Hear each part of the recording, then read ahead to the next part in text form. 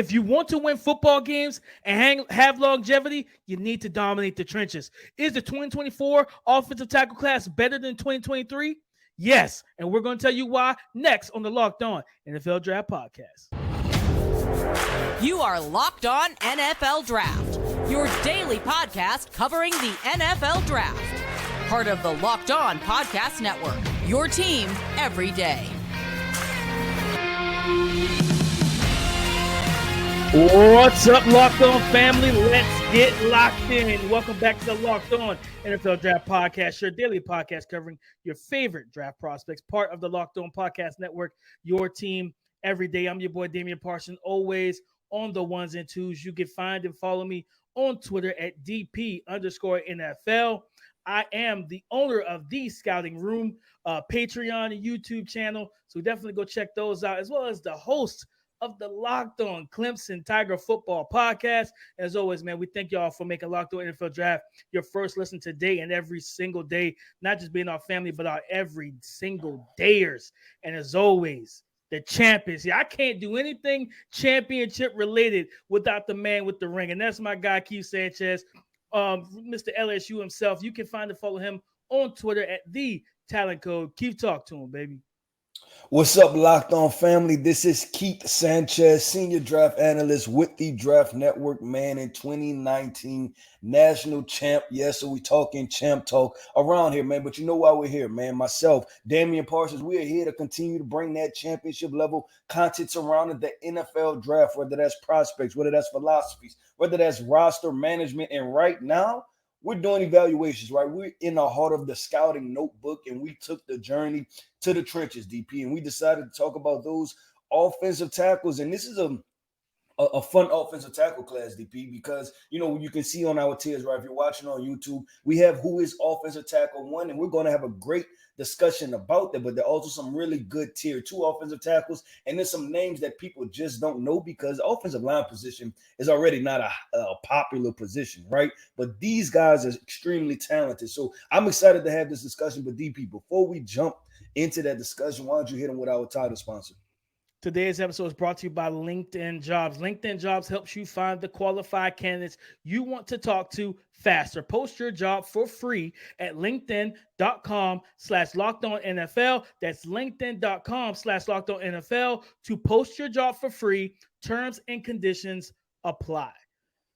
Guys, the question right now, who is offensive tackle one? And Keith, there are 3 names. I know coming into the summer, everybody was like, all right, it's Olu Fashanu, it's Joe Alt. But when we did our preview, you brought up JC Latham. You watched him, you talked really high of this young man. You even have a YouTube short on the Locked On for Jeff YouTube channel about this young man. So I was like, all right, keep talk well of him. I turned on this tape and I'm like, okay, this is a 3-man race. Like this isn't a 2-man, sprint. I wouldn't guide you wrong, baby. I wouldn't guide you wrong, man. And keep going. I don't want to cut you off. Continue. No, you're good. No, it's just a simple fact and that is, guys, like, yes, I know the thing that some people might say, well, DP, Joe Alt, and Olu are left tackles. They're the premier tackles. Well, if I remember correctly, wasn't Darnell Wright the first tackle off the board or the first or second? In 2020, he's top 10 pick. Yeah, the Chicago Bears said we're not gonna draft Jalen Carter. We're gonna trade back to get Darnell Wright. Paris Johnson went first. Paris Johnson was first. Yeah, Darnell Wright. But like you said, it's still in all. That's a top 10 pick on a right and tackle. OT2. Yeah, and even with the conversation about JC Latham, and I know we've talked somewhat about this Evan Neal conversation, right? JC and Evan Neal, I believe that they crossed paths. Obviously, not just Bama, but they crossed paths in high school at IMG Academy. And I believe that it was kind of similar situations where JC played right, and then when Evan Neal left high school, right, JC played left tackle. So my point is that JC Latham has experience playing left tackle. And if you remember my reports, right, I said that Evan Neal was a more natural left tackle, he played that in high school. So I'm wondering if this year with JC Latham, we're going to see him kick over to the other side and play left tackle, because that's what Bama does with the offensive tackles, right? They start at the right, and then they play the left side and kind of protect the blind side. Now, I don't know if JC is going to move, right? I watched the spring game BP to get an even better feel for him. He was still on the right side. I know they have this freshman phenom kid, Caden Proctor, right? That can play the left side. I don't know what he's going to do, but I will tell you this: from the right tackle position, it was still really good, right? Like there was no issue. Like, man, this is a good football player. I enjoy watching JC Latham play right tackle. Like that's how you felt when you watch him. So I urge everybody to go check him out, because it's weird, right? Because most Bama offensive tackles, they have the hype already. But I feel like this guy's name is slowly starting to surface, and I feel like we were probably the first to mention him during the summer, right? Like, hey, this is a guy that we need to throw his name in the hat. But I'm glad, DP, that you were able to get eyes on him, and kind of, back me up on this when I made that statement, because I'm like, I know this is a little bold, it's a little early, but I know what I'm looking at, and this is damn good, right? And that's how I felt, DP. I want to ask you this, though, because Joe Alt is in your region, right? And I want to know, is he, after watching JC Latham also, is he on the same par with him? Do you think like the offensive tackle number one conversation is real, or he's probably more slated to be OT2, OT3? How do you feel about that? For JC Latham compared to like Joe Alt? For Joe Alt compared to like Olu and JC? And JC, yeah. After watching all three of them, now you have a bucket of three. What do you think Joe Alt's ceiling still is? And, just how do you think he falls? Because we went through a mock draft. We went through Jordan Reed's mock draft, right, yesterday. And he was, I think, the third offensive tackle off the board, I believe. So you're starting to see more of that, like he's O-tackle 3. So do you think he can get to O-tackle 1? I think there's a shot for it, right? And I think at the end of the day, we all know that schemes and everything matter when it comes down to the NFL draft, that you will see teams rather go for, because we didn't believe that Broderick Jones was a worse player than Paris Johnson. We thought Broderick Jones was the better player than Paris Johnson, right? And Paris Johnson went, granted it's Arizona Cardinals, but he went, top 7, right? Top 7, top 8. He was the first, he was an OT1. So I think there's a chance for Joe Alt. For me, I think it is a really solid and solidified discussion that these are the three names for me that are going to be attached to that offensive tackle 1 type of crown. Like that race, if this is the 100, the other lanes right now are vacated. It's these three big boys to me. With Joe Alt being 6'8", over 315 pounds, and has the nimbleness to be a big dancing bear, like Mike Mayock would say on NFL Network when he was their lead draft analyst, that he can move laterally. He gives you the power and everything in the run game. More so, I think he might be more of a zone fit for in terms of the run game, be able to work laterally and wash guys down, then go off and pick off linebackers. He's good in pass pro. They said, I think he has like 35. I think somebody said 35, maybe 36 inches on the arm for his wingspan, for his arm length. So I think with him is just consistently developing the punch timing and rhythm to where he is being able to secure the outside shade, the outside arc, but also protect that inside counter from, allowing those edge rushers to come across his face. But, once I think he's still learning how to use all of his physical tools to his advantage, right? Like just like a boxer that has the length advantage, you got to learn how to throw that jab and how to stand on the outside and not feel like you got to get too close or be too aggressive. So I think once he kind of gets all that honed in and down pack, that's going to be big for him. But man, Olu Fashanu, Keith, man, he would have been OT1 this year. Like, you know what I'm saying? And like just watching this dude, and for me, like he graded out higher than Joe Alt for me. You know what I mean? And JC Latham, the athleticism, the movement skills. He's like 6'6", 315, somewhere in there, long arms, strong. And I'm gonna tell you what I get when I look at him. I get some Tyron Smith, because he don't look like a tackle. Like, you know what I mean? Tyron Smith could walk out there with that crop top and have abs. Yeah, it's funny you brought that name up, because that's somebody I put in my notes when I watched him, right? Because you just talking about one of those lean offensive tackles, but Olu is actually bigger than Tyron, because remember when Tyron was coming out, there was, like, okay, is he 285? Like, his conversation was very similar to the Charles Cross conversation. Remember, this, extremely athletic, but like, what is his size? So I definitely agree with you, DP. With the kind of area, right? When you talk about Charles Cross, Tyron Smith for Olu Fashanu, and it's beautiful to watch a guy that's 6'6", 320 pounds continue to move like that. So for me, DP, I would have to say this to wrap up this part.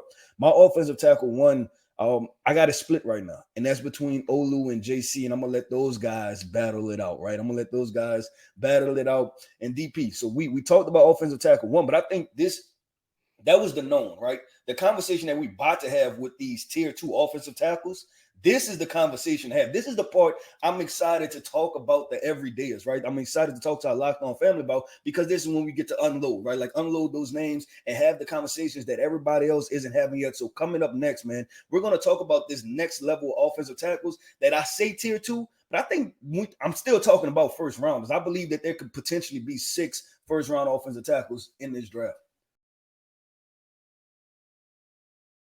Let me introduce you guys to Bird Dogs. Bird Dogs make me look good and feel good, and they're going to do the same thing for you.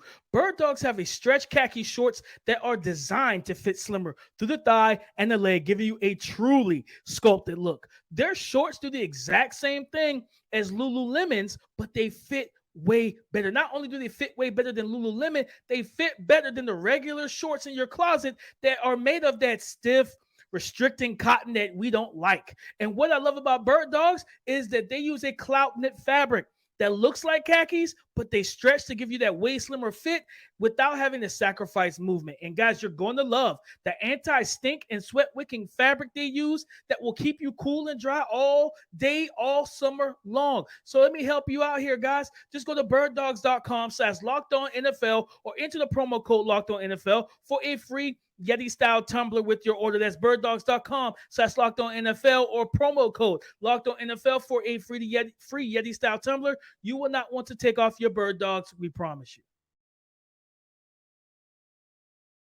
2 offensive tackles, Keith, and this group is such a big bucket of guys. And I'm gonna tell you something, Keith. I'm not gonna say I stumbled upon it because he was on my list to watch, but I finally got the chance to watch him. Taliese Fuaga, offensive right tackle from Oregon State, 6'6", over 300 pounds. Man, you talk about a guy that can get out the gate for a big boy. Oh, he can get out the gate off the snap, but then he also has the power. Like, I'm gonna tell you, at times he's almost a little too aggressive. Like, he wants to put guys in the dirt, and it's like, we as scouts, we use the phrase, I'd rather tell a dog to heel than trying to tell him to sick him, right? Like, I don't want to have to coach you up to be aggressive. I'd rather coach you down. Like, hey, you got it, big fella, calm it down a little bit. I get it. You want to railroad everybody. I feel you, but I need you to be more calculated in your approach. But long arms, good athleticism, lateral agility to stonewall inside counters, twists and stunts. I was watching him. I think it was against BYU? I can't remember who. It was a couple games I watched him against. Oregon, all that. You see guys like try to sell the outside move with the inside spin counter back inside, and he just does a good job staying square. He's patient. He understands how to hit his spot, right, and get to his landmark, cut off, and meet guys at the apex of their rush, the top of their rush, and take the wind out of take the air out of that pass rush set. Man, he just does a really good job.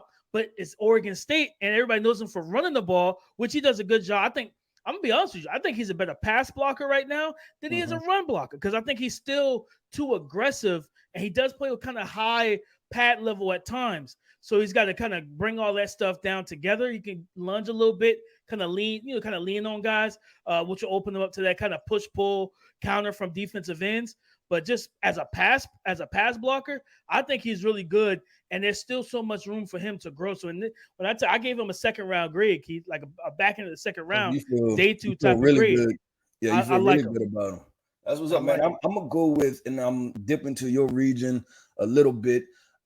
Arizona offensive tackle Jordan Morgan. That's my guy. I watch this guy. I believe he's the real deal. I believe he is the real deal. I was expecting a thinner framed offensive type, but this is a big boy. This is a guy that's well rounded, well proportioned. But what I like about him, DP, is his movement skills. Like at the snap, you see that quick twitch explosiveness, right? Like on those zone plays, he's able to reach block guys, right? He's able to cut some things off backside and get that running back opportunity for a cutback, right? Because he cut off that backside defender. He has a physical temperament to him. You see the natural power, the natural strength in his play style, in his hands, in his lower body. So I'm like, okay, like you tell me, and this is where the threshold becomes, DP, is that we watch Darnell Wright, and this is not a knock to Darnell Wright, right? But this is if that's the standard, right? If that's the standard, and I like Darnell Wright a lot, so I'm not even going there. But when I'm talking about Jordan Morgan, and then I want to throw one other name in there, the BYU offensive tackle, Kingsley Suamotu. Kingsley Suamataya. Yeah, somewhere in there. Suamataya. Another guy that's a big boy. This is not who's the offensive tackle last year? Blake Freeland? Was that? Yes. This is not Blake Freeland. This is a different ball game right here. Kingsley is a different ball game. But when you talk about physical, like you talked about, he wants to finish people. Multiple times he's kicking people out the club, and he's 20, 30 yards down the field, and it's like, okay, like blow the whistle. Come on, big fella, come back. But DP, I want to, compare them to Darnell Wright. And the reason why I say there's potential for 6 guys, because I think that there are some similarities into what they offer, right? Big body guys. I think Kingsley played right tackle, Jordan plays left tackle, but big body guys, the strong finishing mentalities, you know what I'm saying, may not be the best from a technical standpoint, right, in pass pro, but the athleticism allows you to feel like you can coach that. And both of those are guys that I'm like circling. I'm like, hey, let's see how these guys develop this year. No, 100%. I just watched Kingsley this morning, to be honest with you, and I was like, oh, okay. Like, you know what I'm saying? It's just like there was a run versus Notre Dame where it's like kind of high red zone. He gets his hands latched on the I think it was the edge defender or linebacker, and you talk about taking them for a ride. Like he drove him back 6 to 8 yards, and then he finished him by throwing them into the ground. And I'm like, see, this is the type of stuff right here that I like. I like that physicality. That's grown man football. But then I watched him in pass pro as well. And the crazy enough, when you brought up Darnell Wright, I thought about Darnell Wright because like he's athletic enough, but he's not like the Olu Fashanus, the Tristan Wirfs in terms of foot speed and foot quickness and everything. And neither was Darnell Wright. But he was so good in being able to have heavy hands, knowing how to use his arm length to his advantage. And if he gets his hands on you, he can control you. If he gets his hands latched, it's typically a done deal for you. You got to be able to knock his hands down, and don't let him get a hold of you.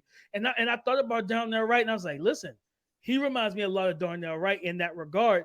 So, and then Darnell played left and right. So, watching him, I was like, okay, so another one. And then this class. Just in general, man, like this class, I'm gonna tell you, this class is so deep because you still got Zion Nelson sitting out there, right? Well, I mean, he's been around for a while, but he's still an athletic, talented young man. Can I throw one other name in there? And this is just from our scouting department. Duke offensive tackle Graham Barton. This is another name that people need to be aware of. And I want to talk about how deep this class is, even compared to last year's class, right? That Graham Barton, and DP, I think you made this comparison, but we've heard it also right in the draft community, is that he's compared to Peter Skoronski, right? Peter Skoronski was a first rounder last year. He was like the 7th name that we mentioned this year, right? And that's how deep this class is overall. And I just think that he's another talented football player, right? Can play tackle, can kick inside to guard. I've even heard, I don't know if Jim Nagy tweeted this out, but talking about playing center.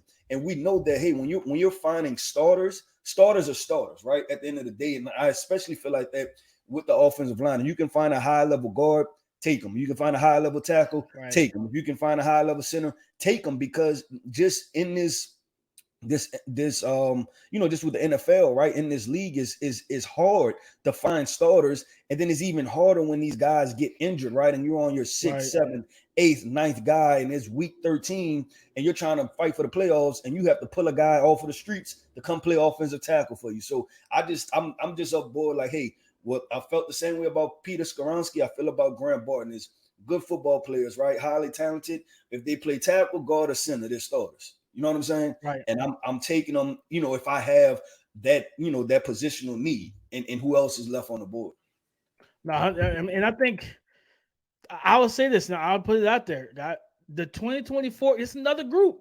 The 2024 class is greater than the 2023. I'm coining it right now. For me, like quarterback, receiver, I got I said running back, offensive tackle too. You know what I mean? This class.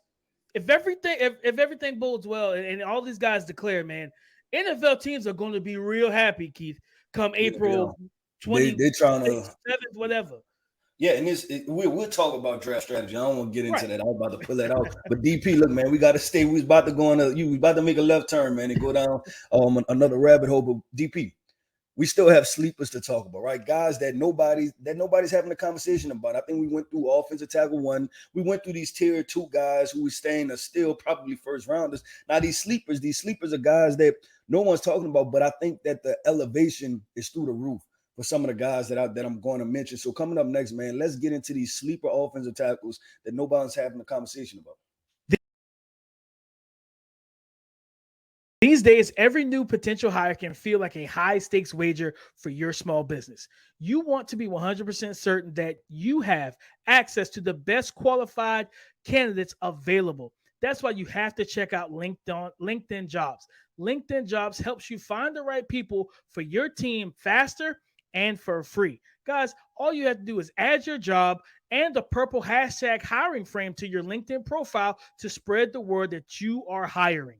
You have simple tools at your disposal, like screening questions that make it easy to focus on candidates with just the right skill set and experience so you can quickly prioritize who you'd like to interview and or hire. And it's why small businesses rate LinkedIn Jobs #1 in delivering quality hires versus leading competitors. So listen, LinkedIn Jobs can help you find qualified candidates that you want to talk to faster. Post your job for free at linkedin.com/LockedOnNFL. That's linkedin.com/LockedOnNFL to post your job for free. Terms and conditions apply. I say it one more time, Keith. The 2024 class of offensive tackles is greater than the 2023, and this segment is going to even it's going to solidify that even more. So go ahead, kick us off. No, yeah, I'm gonna kick it off with a question to you, DP. I want to ask you this, and I think this would be a good spot to start with the sleepers. Georgia offensive tackle Amarius Mims. I'm gonna ask you, how do you feel about him? Because that's a high profile school, right? And they're on that trend of Bama to where they're putting first round offensive tackles. Like they're getting to that level, right? So it's like, okay, book it. They're gonna have a first round and a third round every single year. So where is Amarius Mims?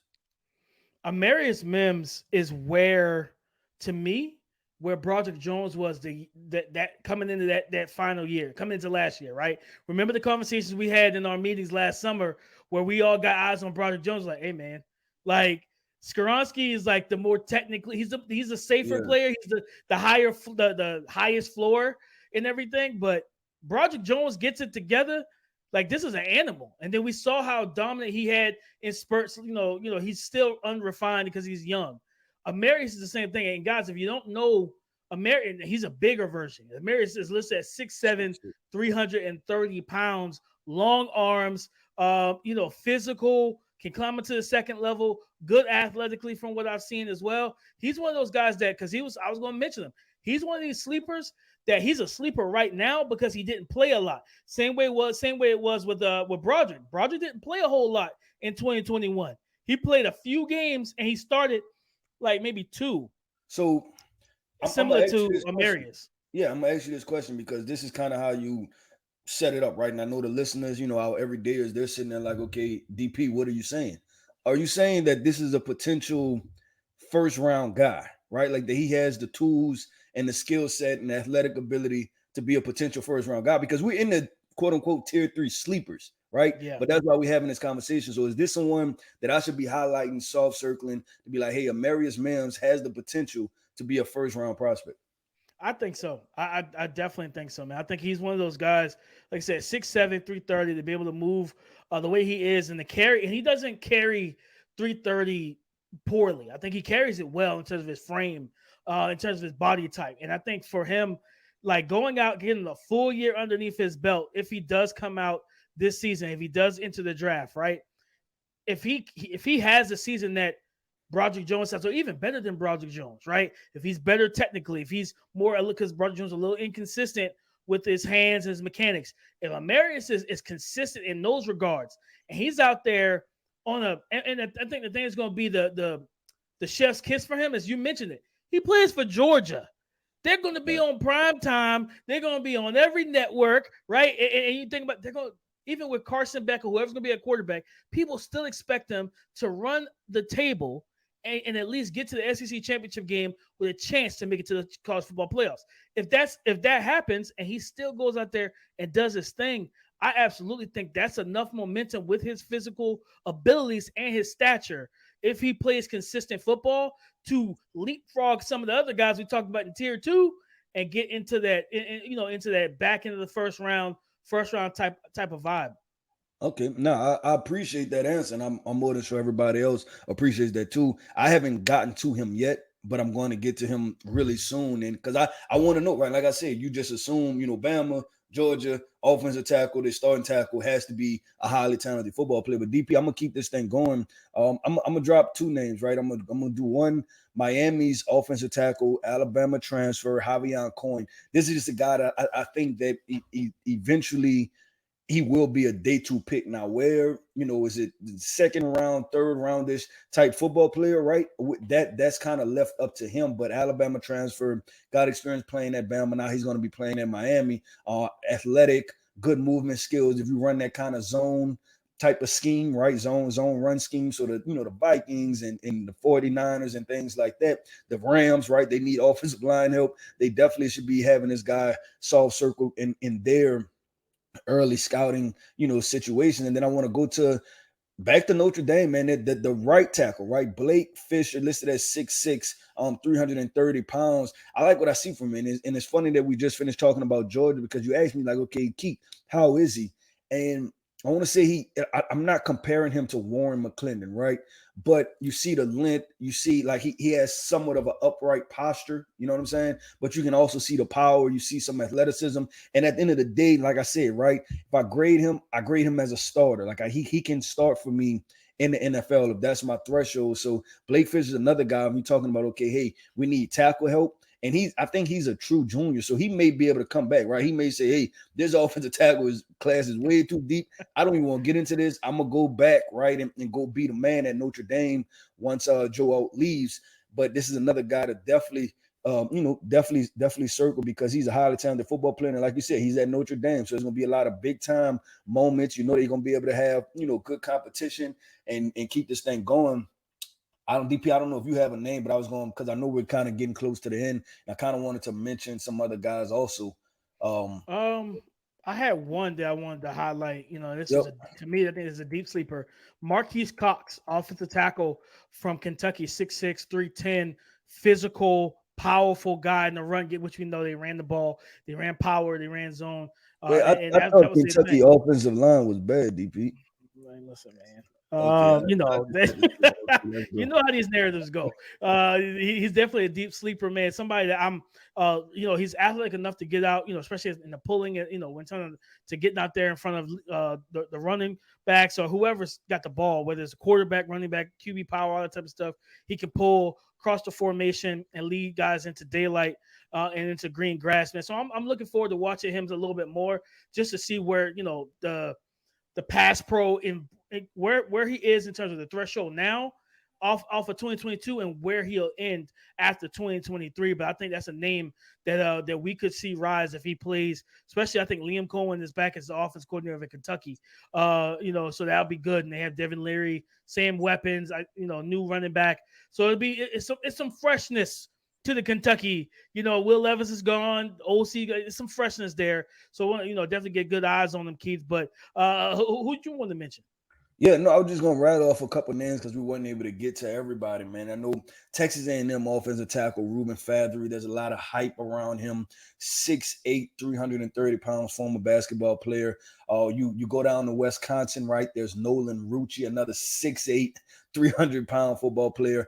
Tommy Brockemeyer, man, and he's a twin. I think his brother James Brockemeyer stayed at Bama, but he's a Bama transfer to TCU, played offensive line.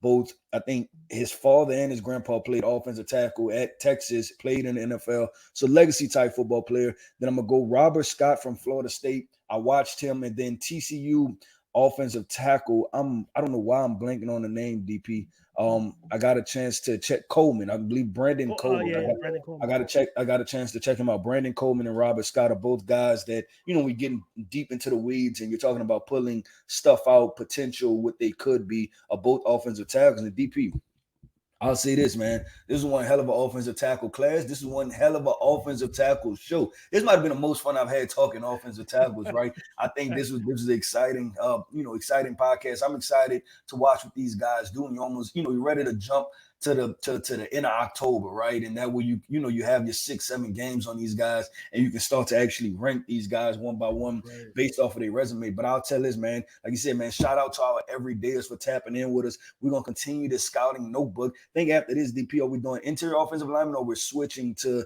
the defensive side of the football? Which one you want? Well, I think we can hit interior. We can hit. You want to do a couple interior offensive linemen? Okay, cool. We'll talk a couple interior offensive linemen tomorrow, man. Then we hit the edge. Then we get to Chop Robinson, them boys. Okay, yeah, I'm excited about that. Man. But yeah, definitely, man. We definitely appreciate y'all tapping in with us.